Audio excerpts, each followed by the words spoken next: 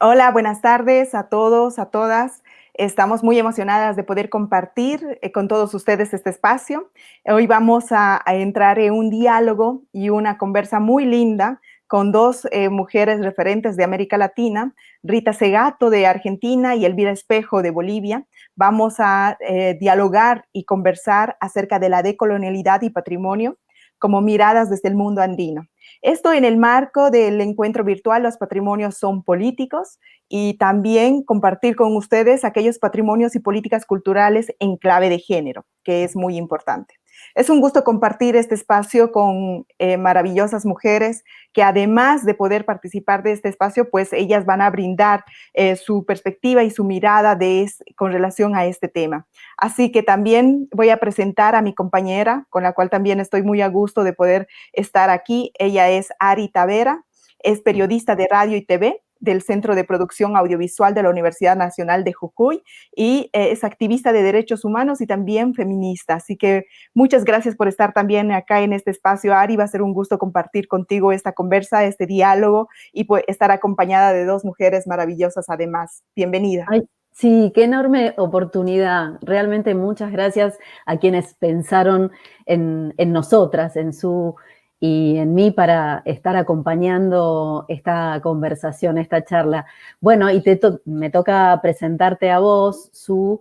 Les cuento que Su es boliviana, pero en estos momentos se encuentra en Brasilia por trabajo.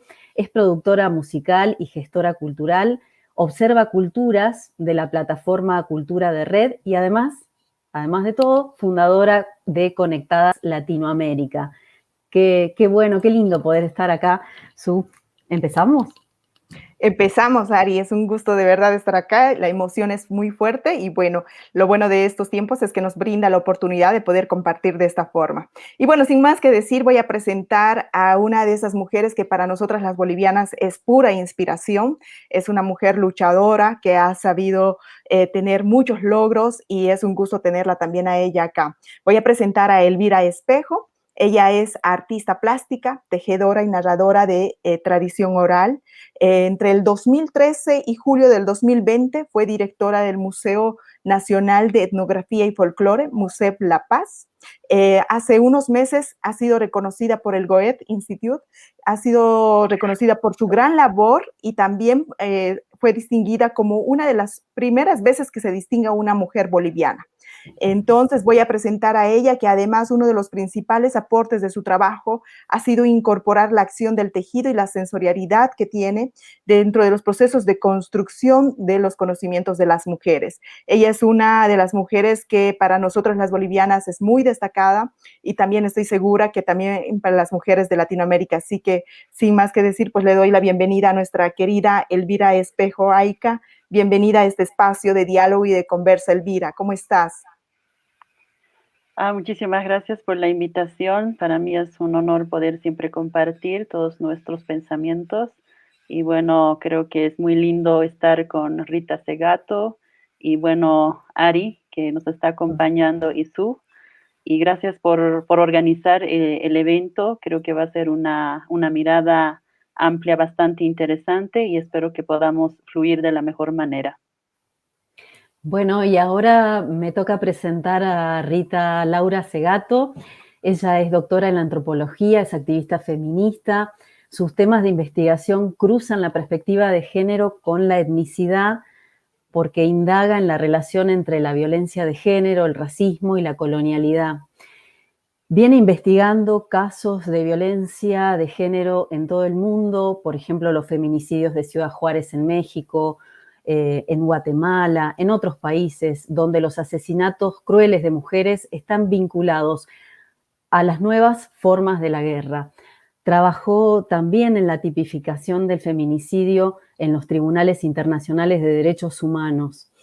Además de todo esto, nos ayudó a entender los mecanismos del poder que se ponen en juego en las violencias por razones de género. Fue profesora en la Universidad de Brasilia, es doctora honoris causa de varias universidades en Argentina, de la de Salta, de Entre Ríos, Córdoba. Actualmente es docente de la Universidad de la UNSAM. tiene a su cargo la Cátedra de Pensamiento Incómodo. También es docente del Museo Reina Sofía en España y en el 21 estaba viendo, está invitada como docente a la Universidad de Princeton. También es miembro de Claxo. Y bueno, pensaba que cuando no estamos en pandemia, Rita anda por todos lados, dicta cursos y conferencias en todo el mundo y cuando puede, bueno, tiene un respiro y se queda en Tilcara, acá en Jujuy. Saludanos, Rita. Hola, ¿cómo están? Mucho gusto por estar con ustedes, conocer a Elvira, aunque sea así a distancia, pero que podamos conversar me hace muy feliz, muy feliz. Y gracias por la invitación. Bueno, y Rita y Elvira, la idea es que ahora, en el marco de el tema de colonialidad y patrimonio, miradas desde el mundo andino, en este encuentro virtual de patrimonios, los patrimonios son políticos, cada una de ustedes, empezando por Rita, puedan exponer. Bien, comienzo entonces explicando que no es el tema central en el que he trabajado, pero sí he listado aquí unas pequeñas cuestiones que me gustaría comentar,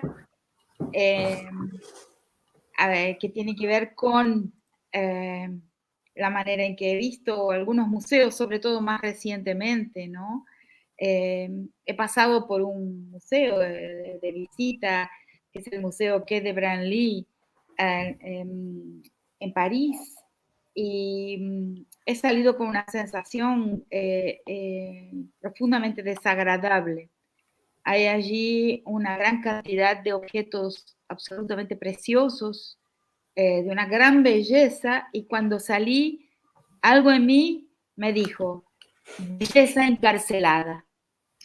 Entonces, a partir de esa idea, quería comenzar por eso como una especie de viñeta de lo que quiero decir sobre uno de los problemas serios con el patrimonio, que es la cosificación, o sea, el encarcelamiento, la vitrinización, la creación de una memoria de escaparate, como inclusive se ha dicho a veces, una teórica argentina sobre la memoria, sobre los casos de memoria, con relación al periodo autoritario, al genocidio argentino. La gran pensadora Pilar Caldeiro ha escrito un libro en el que critica lo que llamó de la memoria de escaparate. Entonces, ¿cómo negociar, cómo hacer un camino que no cosifique los objetos, que no cosifique la vida, que no encarcele la belleza, y al mismo tiempo permita la memoria? Quizás mi exposición es más que nada una pregunta que le hago a Elvira, que es una persona que sí es una productora de objetos bellos y al mismo tiempo funcionales en la vida, y también una directora de museo por mucho tiempo. Lo que tengo más que nada es una pregunta: ¿cómo hacer para trabajar por la memoria sin colaborar con lo que he llamado en algunos de mis textos el proyecto histórico de las cosas, que se opone y que se encuentra en tensión con el proyecto histórico de los lazos, de los vínculos? Yo entiendo que en el mundo se encuentran estos grandes dos proyectos de vida y metas de felicidad. Una de ellas es, uno de estos proyectos es el proyecto histórico de las cosas, y el otro es el proyecto histórico de los vínculos. ¿Cómo se ponen las cosas a trabajar por los vínculos y no lo contrario? ¿Cómo no se sacrifican vínculos para producir y adquirir cosas? Yo creo que el tema del museo está vinculado con este antagonismo y esa tensión entre esas dos metas de las personas, biográficas e históricas, ¿no? Entonces, y tiene que ver con una gran crítica indispensable a algo que es un fenómeno colonial por excelencia, que es justamente el abordaje de la vida humana, de la naturaleza, de los territorios, como cosa a ser, como recurso, como cosa a ser apropiada en ese gran proyecto histórico de la acumulación, concentración, que es el proyecto del capital. Entonces, toda la cuestión del patrimonio está entretejida con esos dilemas. Está entretejido y sobre todo con el gran dilema que podríamos llamar el problema de la cosificación, que justamente en este periodo de pandemia viene mucho, es un tema que se impone, porque el tema de la cosificación de la vida es el tema del control de la vida. Entonces, ¿cómo patrimonializar no es controlar el flujo de los objetos en su curso natural, en su lecho histórico natural, donde fluyen inclusive hacia su obsolescencia, ¿no? Hacia su muerte, como todo fluye en este mundo, ¿no? Cómo a veces esos objetos y esta idea de que esa belleza encarcelada de aquel museo del Quai de Branly en París, una de las cosas que percibí es que es encarcelada porque aquellos objetos fueron capturados y separados del lecho donde fluían y continuarían fluyendo entre la gente en una historia arraigada, en una historia que transcurre en un territorio que es su territorio de origen, su territorio propio, y caminan en la dirección de su envejecimiento y su obsolescencia, porque cómo el museo, ¿no?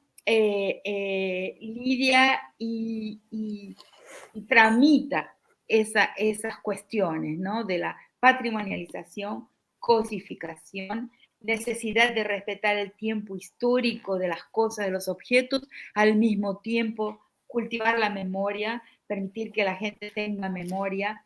Y bueno, finalmente, ¿qué lugar, qué papel pueden tener las mujeres si nuestra visión de mundo, nuestra posición de sujeto, que es la posición de las mujeres en la vida, para contribuir para que esos objetos no sean cosas, sino procesos, caminos? Quizás mi exposición es más una gran pregunta que una respuesta.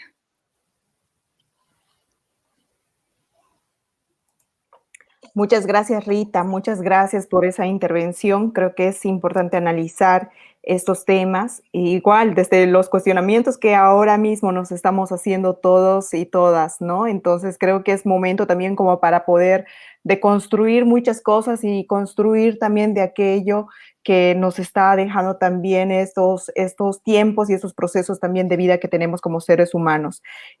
Para dar continuidad, voy a dar la palabra a Elvira. Elvira, adelante, por favor, queremos escuchar tu intervención y bueno, acá vamos a estar muy, muy atentas para escucharte a ti y bueno, también estamos muy emocionadas. Adelante, por favor.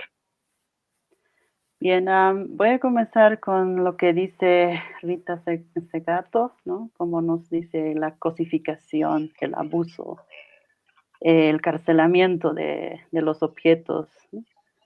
Creo que es una mirada de cómo lo ve, digamos, en ese sentido de un análisis de lo bello que está capturado, pero yo me voy a ir en la dirección de la praxis, de la práctica de hacer las cosas. Para mí ha sido muy importante una autorreflexión desde el museo, desde la comunidad de donde se construye en realidad el objeto. Tuve la oportunidad de trabajar con 900 tejedoras en la región de todos los Andes. He estado en Bolivia, he estado por supuesto, norte de Argentina, con las tejedoras que trabajan. Y bueno, he estado también en norte de Chile y bueno, parte de Perú y Ecuador, ¿no? En este viaje de la construcción, digamos, en una pregunta bien grande, donde nosotros nos preguntamos, por ejemplo, fue justamente cuando yo regreso de la universidad, terminando la Academia Nacional de Bellas Artes, al pueblo, la pregunta más grande y más contundente hacia mi persona fue Es como que qué pena, estudiaste, pero en realidad ya no puedes adjuntarte aquí porque no puedes hacer nada, digamos, ¿no? Nosotros no tuvimos empleo en ese momento y era un poco triste, pero en esta autorreflexión la pregunta nace de las tejedoras, ¿qué aprendiste en la universidad? ¿Cuáles son las herramientas que te dieron?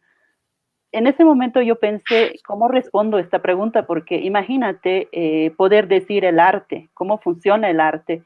Para mí era como, ¿cómo pienso de eso? Pero pensé un poco desde su punto de vista de lo que conoce, digamos, en este sentido, así es que comencé a traducir las bibliografías del textil, en este caso de los años 60, 70, 80, que muchas de las personas no son de la comunidad, menos de la región, y uno o dos, digamos, del país, la mayor parte son extranjeras, en este caso Francia, o podría francesas, o franceses, holandeses, norteamericanos, en fin. Toda esta cuestión de transformar en su lengua, porque hablo aymara y quechua, cuando se transfiere la información, la reflexión fue muy fuerte, ¿no? Y dijo, eso es como nos ven, eso es como nos miran, y eso es lo que ven ellos, pero nosotros no vemos de esa manera. En nuestra terminología en aymara y quechua, esto es como nosotras vemos. Y realmente me ha impactado esa respuesta y me dijo que debo trabajar, ¿no?, fuertemente en una sistematización bajo la versión de la estructura lingüística desde las comunidades de la praxis, ¿no?, de la práctica de las tejedoras. Con las 900 tejedoras al trabajar nos dimos cuenta que había un gran vacío en términos arqueológicos, porque la mayor parte de las colecciones están fuera del país, justamente como dicen que Bromley, en Smithsonian, está en Museo Británico, en fin, son varios museos que tienen las colecciones de los Andes.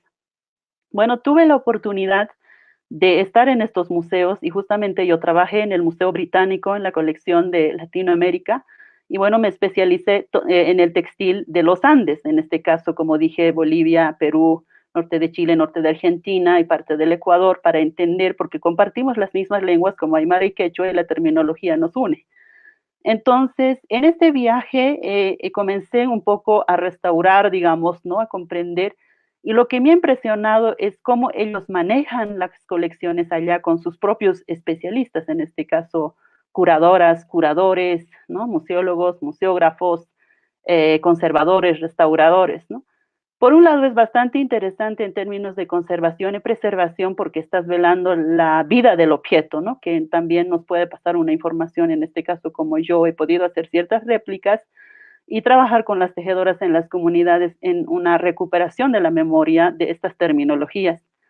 Entonces, en ese sentido ha sido bastante interesante, pero el problema mayor fue en términos de catalogación, porque en términos de catalogación, es cierto que todos sus especialistas que trabajaban en estos campos, ninguno de ellos conocía de la praxis, ¿no? Todo era en sistemas teóricos de la academia, de la pirámide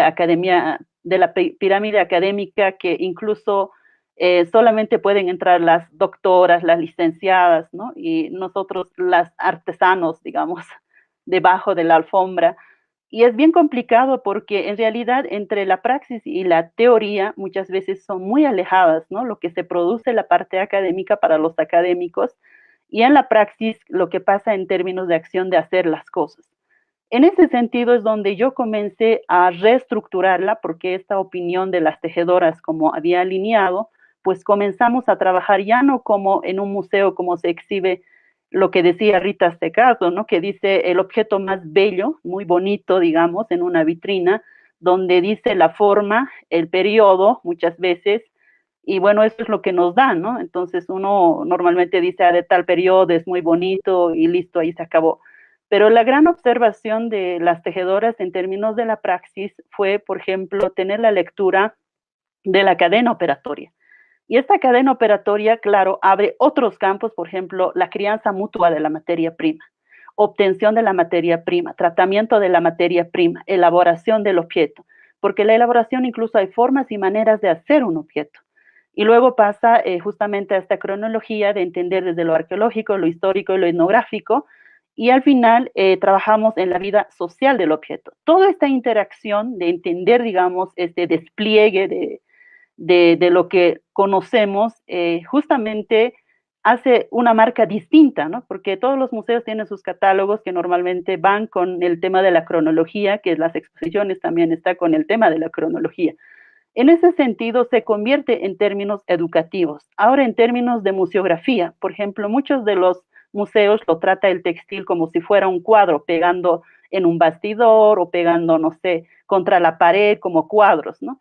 Pero en este caso, las tejedoras dicen, no, nosotros los leemos las urdimbres, contamos las urdimbres y por lo tanto yo quiero ver anverso reverso si es simple o es complejo. Entonces, toda esta dinámica, digamos, de entender la lectura, cómo se la lee, pues nos lleva a otras, como decir, a otras acciones de hacer y construir el objeto, ¿no? Y además, nosotros no lo vemos como tejedoras un objeto muerto como se ve, digamos, en el occidente, nosotros lo vemos como objetos vivos. Incluso el tema de la construcción del objeto para nosotros es como gestar el objeto poco a poco. En la gestación del objeto, pues pasa muchas dinámicas de contundencia de significado y construcción, digamos, de campos de fuerza, donde tenemos otras entradas que no están contempladas en términos de catalogación y también en términos de información como museo. Creo que en ese sentido ha sido bastante interesante cómo nosotros reflexionamos a través de un patrimonio y creo que en ese sentido sería muy lindo trabajar entre la teoría y la práctica para que pueda complementarse de la mejor manera y no solamente caer en ese tema de crítica dura y no poder tener la acción de responder cómo se puede intermediarla, ¿no? Creo que en ese sentido ha sido muy importante este trabajo justamente que me ha hecho llegar, digamos, a las 900 voces que nos dijo que no funciona de esta manera, funciona de esta manera. Y bueno, eso nos hace un poco repensar de cómo debería de ser los museos en realidad en términos contemporáneos y modernos. Bueno, y aprovechando para continuar con esta misma línea de pensamiento, me gustaría preguntarles cómo se puede ayudar a que se conozca mejor y se entienda cómo se produce, cómo se da la producción de conocimiento de las mujeres, entre mujeres, por mujeres, en ese marco del mundo andino, donde la memoria está, digamos, es parte de esos objetos materiales. Quiero decir que me dio gran satisfacción, ¿no? Escuchar a Elvira, porque es eso justamente, o sea, entonces un museo debe ser un lugar donde se produce constantemente cultura, o sea, un gran promotor de la continuidad del saber hacer, del saber tejer, o sea, de tejer vida, para tejer la vida de las cosas.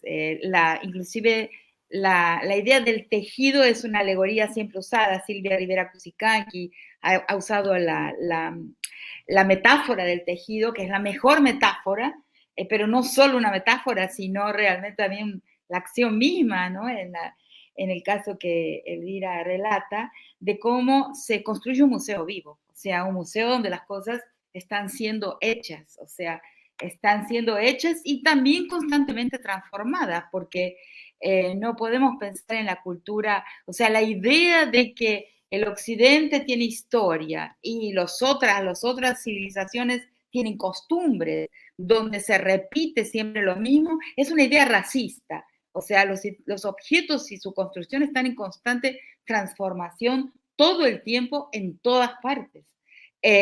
Por eso el tejer, ese mismo trabajo de esas tejedoras, usando las técnicas que conocen, pero seguramente está también en un proceso histórico y de transformación constante. Eso para mí que ella acaba de relatar es lo que sería un museo vivo y otra idea de patrimonio diferente a la que se ve en Europa, ¿no? Que son esa belleza encarcelada, ¿no?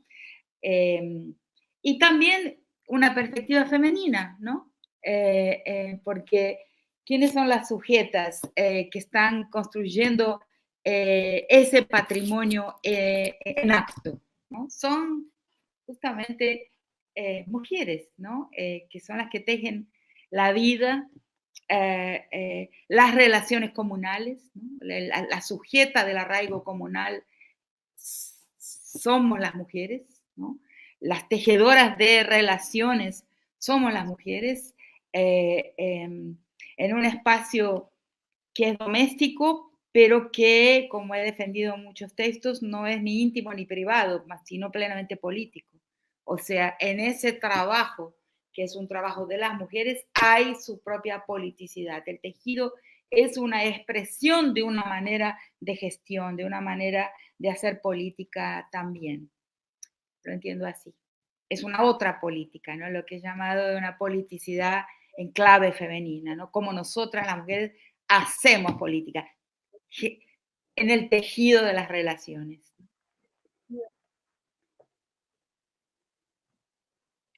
Gracias, Rita. Elvira. Bueno, yo entiendo en una manera más amplia de comprender, por ejemplo, un museo tiene que ser educativo, ¿no? Muchas veces un museo, como lo vemos, ¿no? Estas exposiciones cronológicas que se tiene, ¿no? Y el aprecio a la belleza superficial es como un simplificador de información, ¿no? Entonces, en ese sentido, yo creo que hay que tomar este tema de la praxis, como les estaba diciendo, ¿no? En términos educativos, de comprender, por ejemplo, las cadenas operatorias que está con todos los objetos, no solamente con el textil, ¿no? Por ejemplo, en la cerámica.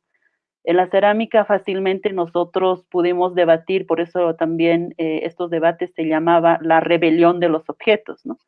Y en la rebelión de los objetos identificamos que un objeto decía yo soy ciencia, yo soy tecnología, yo soy identidad, yo soy lenguaje, yo soy economía, yo soy toda una red, ¿no? Entonces, en ese sentido, ampliamente debatiendo y entendiendo no solamente las mujeres, sino la sociedad entera, de cómo desarrolla en términos de la praxis, entendemos cómo, por ejemplo, qué tipo de materia prima se utiliza para la cerámica, ¿no? ¿Qué tipo de arcillas? Porque todas las tierras no van a cocer de la misma manera. Entonces, toda esa identificación de entender, ¿no? Por ejemplo, en Aymara hay una, como decir, una jerarquización de la terminología que es súper precisa, que nos amplía, digamos, este conocimiento para poder entenderlo. Por ejemplo, cuando es una arcilla súper fina, es linkeñeque, ¿no? Y ese linkeñeque es una de las mejores de que puede soportar una cocción incluso a altos grados, digamos, de la temperatura, ¿no? Y después hay, por ejemplo, chamañeque, ¿no? Entonces, todas esas terminologías nos ayudan a un despliegue de entender la acción de hacer. Y lo mismo pasa en el textil, lo mismo pasa, por ejemplo, con el arte plumario, que ha sido impresionante, una de las preguntas, ¿no? En vez de tener, digamos, el aprecio al objeto hermoso de un tocado de plumas, ¿no? Pero la praxis dice, ¿no? ¿Alguna vez te has preguntado si es de un ave vivo o muerto? No, entonces tenemos que pensar un poco más allá, ¿no? Y cuando comenzamos a ese análisis, resulta que los aves que habían contribuido al objeto no eran muertos, eran vivos, porque en términos de genéticos se puede medir, ¿no? Entonces, eso nos llevó, por ejemplo, ¿por qué? Y luego resulta que la pluma estaba coloreado por un químico. Entonces, uno se pregunta cómo, ¿no? Y era un veneno de un sapo que se ha pasado a la pluma del loro y ha cambiado de color. Imagínate, eso es una ciencia y tecnología que nos revela, educativo.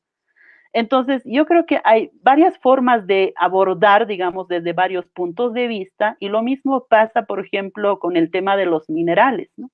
De la roca que se convierte o de la piedra que se convierte, ¿no? De la platería o el oro, cobre, las alianzas, todas estas alianzas de cómo se transforma en términos de entender, digamos, el despliegue de las cadenas operatorias de la ciencia y la tecnología, de cómo se desarrolló el objeto, incluso nos traería, digamos, a entender mejor lo que somos nosotros como Latinoamérica desde la raíz y poder contribuirlos a estos objetos que están encarcelados o que están capturados, no sé, o que están, no sé, en una bodega encerradas, que están gritando, como siempre yo digo, que soy ciencia, que soy tecnología, que yo soy identidad, que soy lenguaje, que soy economía. Creo que sería muy importante trabajar justamente entre la teoría y la praxis, ¿no? Para poder complementarla y tener una respuesta más completa, porque en este momento, ¿qué es lo que pasa, no? En muchos casos de los museos, ustedes ven mejor que yo desde afuera, normalmente las convocatorias son para las profesionales X con títulos de alto nivel, de licenciatura, de doctorados, de maestriantes. Pero estas personas que se han formado en las universidades, la mayor parte no tienen la praxis, no conocen de la praxis.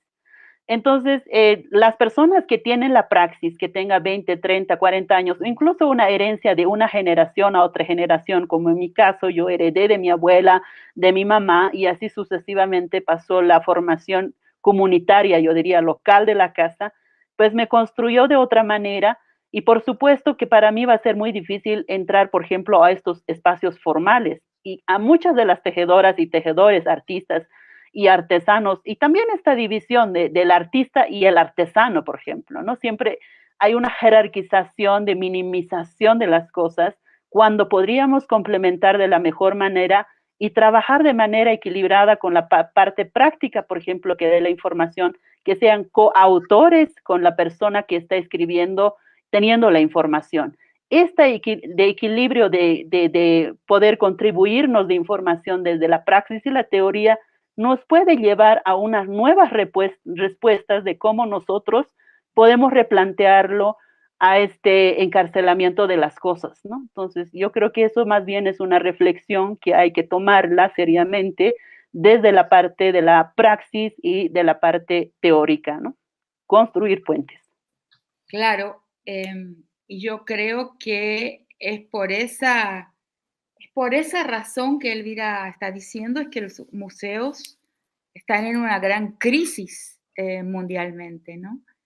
Este año pasado, en 2019, fui a un encuentro que se llama el Museo Reimaginado, que fue en México, en Oaxaca. Yo no soy museóloga, ni nunca trabajé en un museo, ni pretendo jamás trabajar en un museo, no es mi campo. Pero me invitaron ahí a Oaxaca en un encuentro mundial llamado el Museo Reimaginado. Y lo que vi ahí es que la gente que trabaja en museos, estos doctores que menciona Elvira, han dicho de varias formas que el museo está muriendo. Y está muriendo por esa razón. Porque es un museo, está muriendo porque es un museo de cosas muertas. Es un museo de cosas, ¿no? Y no un museo de acciones, como debería ser, ¿no? Y para que sea un museo de acciones, tiene que estar en manos de los productores de las cosas que están expuestas ahí. Yo no puedo más que estar totalmente de acuerdo con esa idea, como una idea que sería realmente la solución para el problema de los museos hoy, porque están en una gran crisis. La gente no va más a los museos, no tienen público. Lo he escuchado, fue un encuentro de más de 1000 participantes. Y me sorprendió, porque yo también no voy a museos. Bueno, Entonces, para agregar ahí un poco, ¿no? Lo que estaban tratando ahí es de esa muerte, cómo rescatar el museo para que no desaparezca, porque la gente no va más. Y no va más porque está en manos de personas que no lo tornan vital, que no lo tornan vivo. Sí, tienes razón, Rita. Yo estuve en el evento, ¿no? Y eso es lo que me ha sorprendido a mí. Por ejemplo, yo llevé la experiencia, pero como siempre, ¿no? Indígena, de la praxis, hay que ponerlo a un espacio más chiquito. Y yo no pude estar, por ejemplo, en la palestra de los grandes, entre comillas, digamos, ¿no? Internacionales. Y eso fue bien difícil, porque hubiera sido lindo que escuchen estos cambios dramáticos con el tema de la praxis y la teoría. Y justamente en este evento de Museo Reimaginado yo quedé en una isla. Entonces, ahí uno se da cuenta cómo está jerarquizada, incluso en términos de pensamiento, ¿no? Como decir, aquí viene el pirámide de quiénes son, de cómo se construye la academia, quiénes tienen la voz de hablarlo, Y bueno, por otro lado, justamente nosotros con el tema de la praxis, ¿no? Es como dos fuentes muy separadas. Entonces yo creo que esta unión de la praxis y la teoría nos puede acercar, y eso es lo que hacía el Museo Nacional de Etnografía y Folclore cuando yo estuve con este tema de la rebelión de los objetos, cómo se revelan los objetos como personas, ¿no? Y que marchan con sus pancartas, como decía, no soy ciencia, soy tecnología, soy identidad. Eso incluso busca una autorreflexión de la construcción desde la ciencia y la tecnología hacia la modernidad de cómo podemos saltar. Entonces, yo creo que más bien es un autocuestionador a nosotros mismos de cómo consumimos un museo y cómo podríamos reflexionar en un sentido de nuestras propias especialidades. Claro. Yo estoy de acuerdo, claro, claro, claro que sí. Porque está el aspecto Bueno, sin duda. archivo, está el aspecto de archivo, o sea, de catalogación, guardar, etcétera, pero no es suficiente. Y la crisis de los museos afecta su economía, porque entonces no hay inversiones en los museos. Y porque no hay gente que va. ¿Qué se puede hacer? ¿Qué se puede hacer para poder generar como, o cuáles deberían ser, mejor dicho, las medidas para hacer ese salto adelante, ese salto que necesitamos que se haga también con un sentido de elevación de conciencia y considerada también en esta integralidad del patrimonio? ¿Cómo creen ustedes que se podría vincular también esa interrelación permanente que necesitamos, pero ya en otra dimensión, ¿no? En una dimensión más elevada? Rita, ¿quieres? Bueno, yo pienso que el patrimonio tiene que ser vivo. O sea, el patrimonio, la patrimonialización que piensa el patrimonio como cosas, es decir, como vida muerta, no sirve. Entonces, para que el patrimonio sea vivo, tiene que ser un patrimonio vivido por la gente y permanentemente en construcción por la gente a quien pertenece. Muy de acuerdo con lo que dijo Elvira. Y eso implica en una serie de respeto, de formas de respeto y de protección, una forma de protección que no es exactamente la forma de protección que se le ha dado al patrimonio o que está en la concepción de la protección del patrimonio dominante, o sea, la forma que domina lo que se entiende por protección del patrimonio. Vivo significa con la gente allí, con la gente haciéndolo, con la gente en situación de posesión y propiedad de los objetos y de la continuidad de su vida y su existencia. Eso no ha sido tan pensado así, más bien ha sido pensado en términos de un atesoramiento, catalogación, archivo y escaparate, como dije antes. Y no de la forma en que Elvira lo está hablando, que es en el sentido de la constante trabajo en su permanente enseñanza, producción, reproducción, que al mismo tiempo genera comunidad. O sea, un patrimonio bien cuidado genera comunidad, custodia el arraigo comunitario y la permanencia de los lazos comunales. Así lo veo. Bueno, para un poquito más viajar, creo que el tema del patrimonio es muy amplio en realidad, ¿no? También hay esta perspectiva internacional del cuidado, ¿no? Como una declaración patrimonial. Es muy bonito la parte de acción, digamos, unirla con la parte de las colecciones, ya sea del archivo o ya sea de bienes culturales, ¿no? Documentales. Pero yo creo que más bien hay que un poco autocuestionarse también, ¿no? Hablándolo un poco de la praxis, por ejemplo, los sitios arqueológicos, ¿no? En muchos casos, lo que pasa es que siempre lo trabajan con una mirada exterior, ¿no? Internacional, de decir, hay que restaurarla, conservarla para que pueda venir un público no sé, pues europeo, norteamericano, ¿no? Y así se pensó, digamos. Por ejemplo, yo he estado trabajando mucho en la isla de Taquile, en Perú, Y bueno, se pensó del turismo, ¿no? Y bueno, se mostró los sitios, se restauró, conservó, pero al final de cuentas se convirtió en una masa de contaminación, ¿no? Porque viene con zapatos y las piedras se van desgastando y al final de cuentas también y ya pasa a un como que deja mucha basura y qué hacemos con la basura, cómo repensamos, ¿no? Y además el consumo del turismo empieza de otra manera por la lectura, porque como la academia produce esta de teoría de la belleza, de la superficialidad, el aprecio está, ay, no, yo quiero un textil con iconografía, una cerámica con mucha iconografía, que sea bonita, que signifique tal, ¿no? Pero nosotros, por ejemplo, entendiendo de su complejidad, en muchos casos, muchos de los objetos son de esa talla, son ceremoniales, no son para un consumo de... Entonces hay una, como decir, una mirada de cómo los visitantes lo ven y cómo nosotros en la praxis lo vemos. Y como país, por ejemplo, nosotros lo vemos en términos educativos. Por ejemplo, yo he estado en la India y lo que me ha impactado en la India para que salgan bachilleres, digamos, de la universidad o para ingresar a la universidad, bachilleres que están ingresando, tiene una obligación de tener una información de su raíz, ¿no? Qué sitios arqueológicos, qué estilos. Entonces, una mayor parte de sus estudiantes están en estos sitios arqueológicos, están en los museos y haciendo una autoconciencia de quiénes son y cómo son.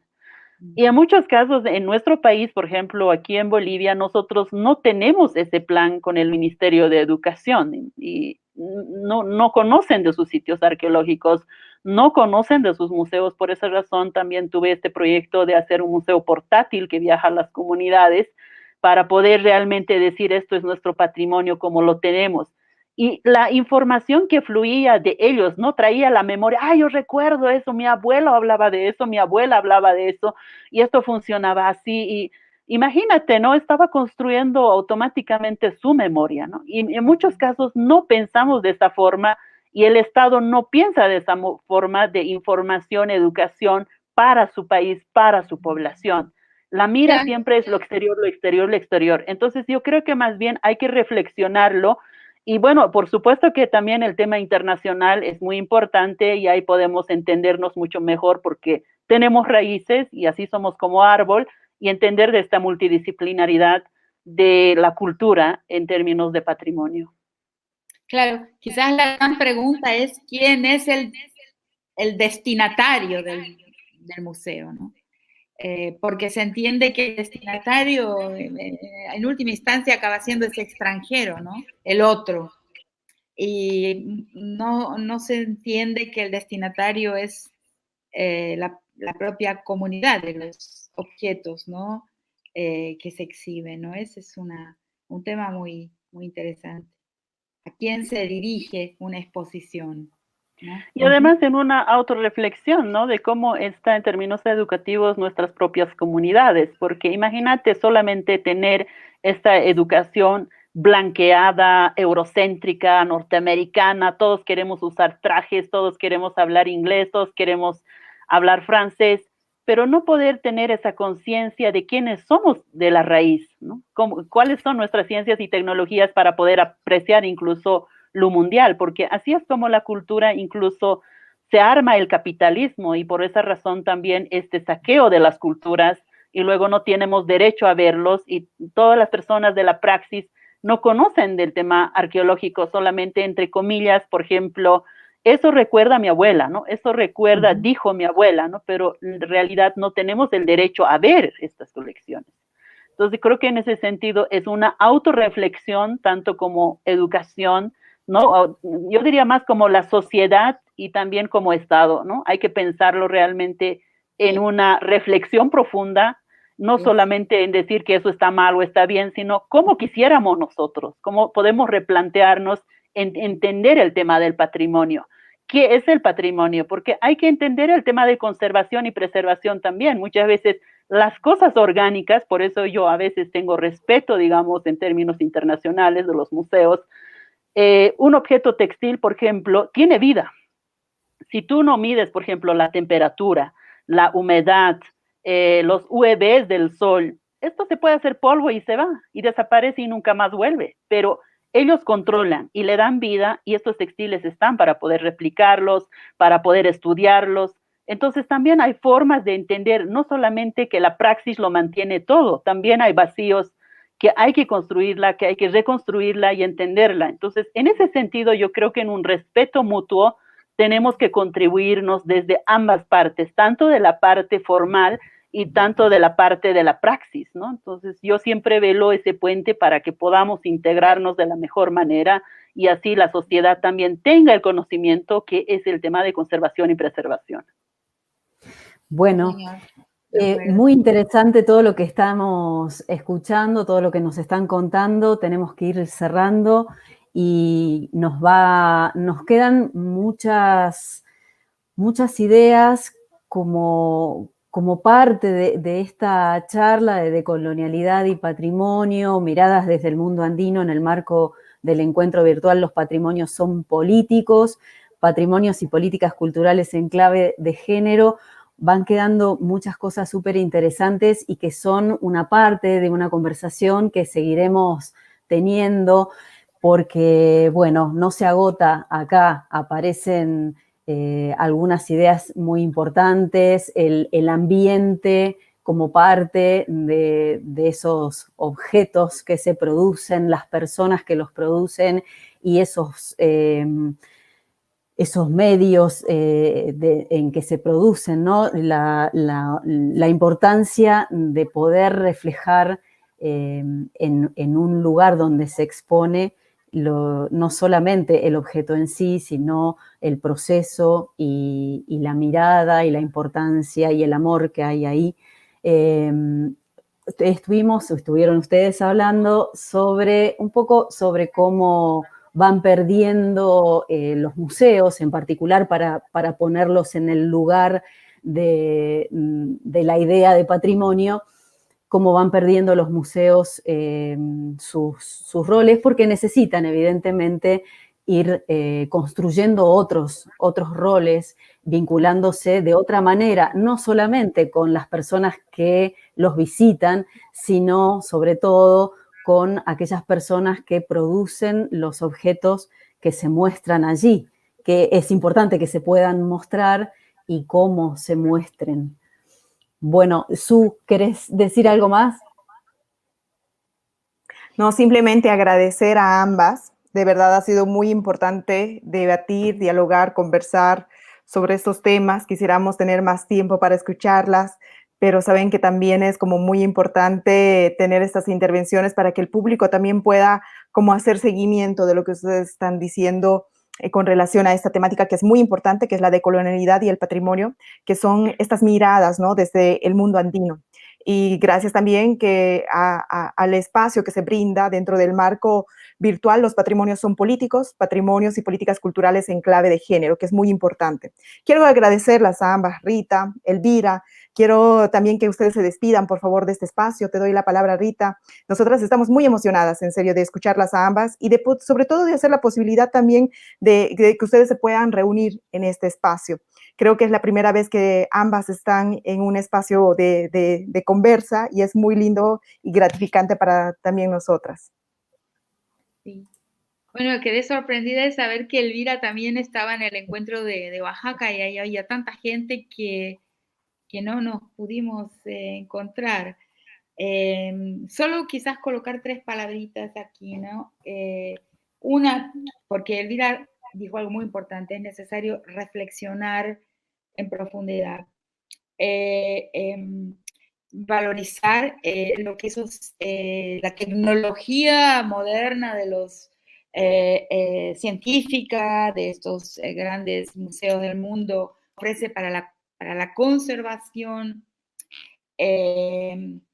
Y mientras estaba hablando pensé en 3 palabras. Una palabra que ella mencionó también es eurocentrismo, o que tiene que ser en un proyecto decolonial, que no es un proyecto de descolonización, como mucha gente entiende, porque la descolonización, o sea, volver a un origen es imposible.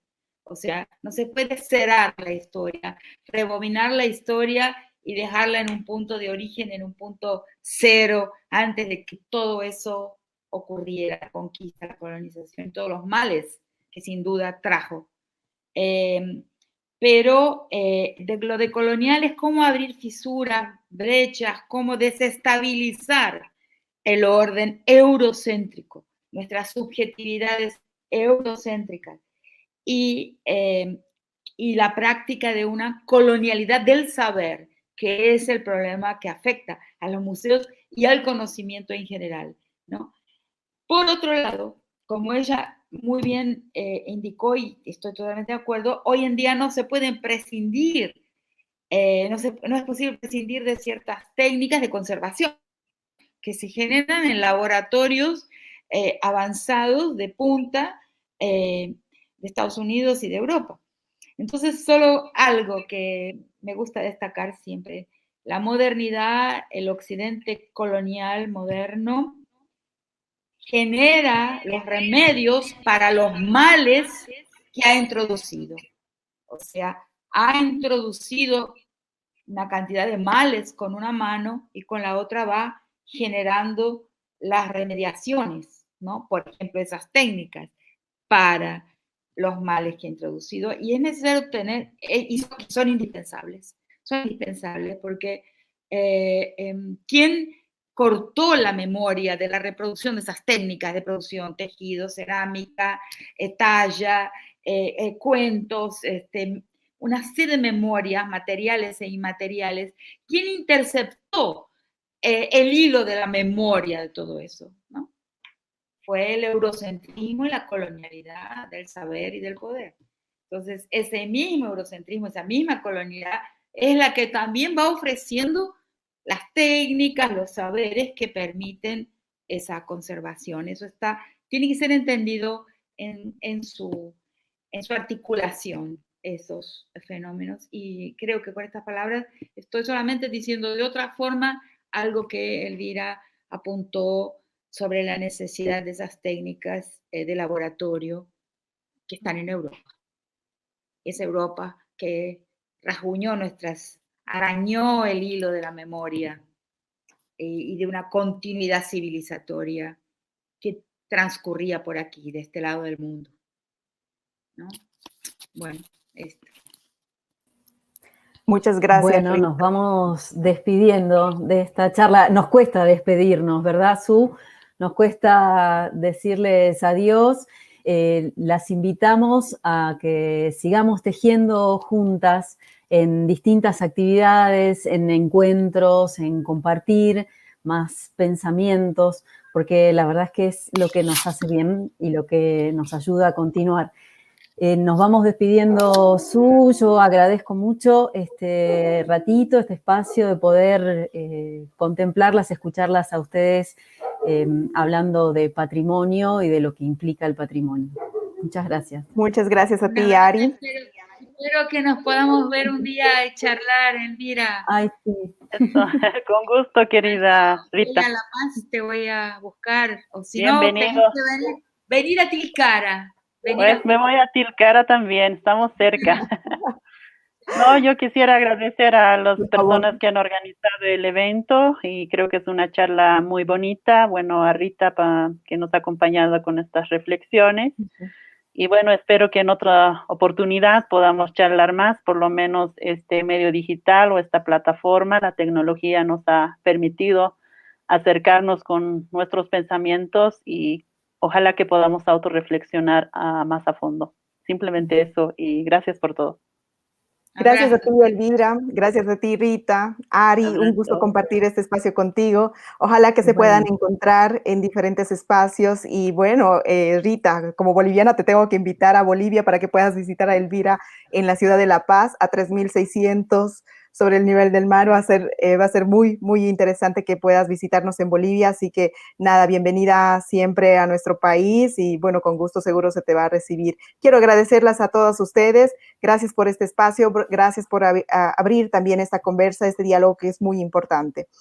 Quiero invitar también a todo el público y a toda la gente que nos está siguiendo el día de hoy para que puedan seguir las actividades, por favor, del encuentro. Tenemos foros, talleres, espectáculos programados. Hay una programación intensa prensa, que lo pueden seguir a través de las redes sociales también del Museo Nacional Terry y la Facultad de Humanidades de UNJU. Así que por favor todos quedan y todas queden cordialmente invitadas para que puedan seguir esta programación. Ha sido un gusto compartir con ustedes, seguro nos veremos pronto, ojalá así será, así que un placer. Hasta luego y hasta otra oportunidad. Hasta la próxima. Chao, buena suerte. Chao. No se contagie. Chao.